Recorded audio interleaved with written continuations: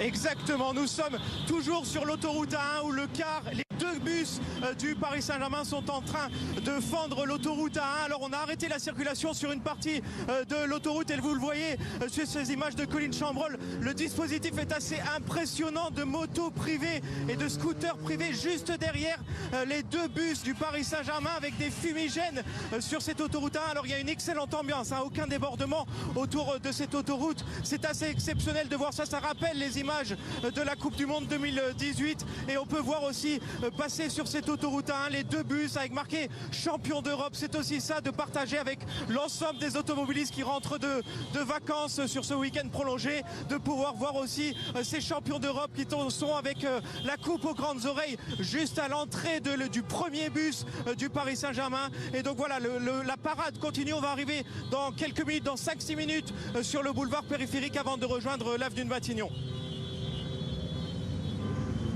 Merci Nicolas Pelletier pour ce petit point info trafic, l'autoroute A1, le périphérique parisien et puis après l'entrée dans Paris où la circulation peut un peu bouchonner, François, mais ça va, ils sont plutôt bien escortés. On les attend ici sur les Champs-Élysées, la route est libre, on les attend, les champions d'Europe. Ce qui est super, c'est vraiment de diffuser ces images-là sur le grand écran sur les Champs-Élysées parce qu'on entend les réactions des supporters, donc c'est vrai que ça c'est quelque chose de très sympa. Dès qu'on va les voir arriver sur le périph' sortir du périph', entrer dans Paris, alors là ça va être quelque chose. Et donc on les entend, on entend les chants du Paris Saint-Germain.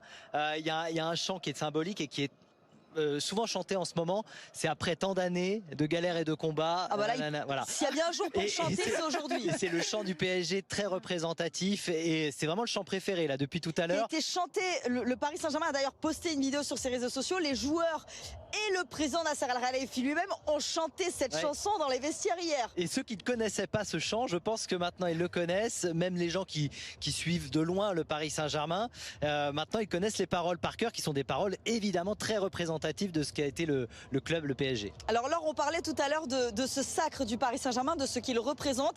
C'est aussi l'occasion un peu, on va dire, de remettre l'église au milieu du village pour le foot français. Longtemps décrié, la Ligue 1 notamment, tout ce qui peut se passer autour. Le foot français n'est pas mort, il est là, il est bien présent. Le foot français est champion d'Europe aujourd'hui.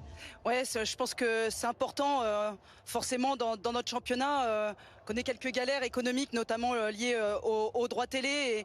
Et c'est compliqué pour certains clubs et aujourd'hui c'est important de mettre sur le toit de l'Europe un club français. Après 32 ans de disette, forcément on accueille ce titre avec un grand enthousiasme. Voilà, en tout cas je pense que ça fait du bien au moral, au moral de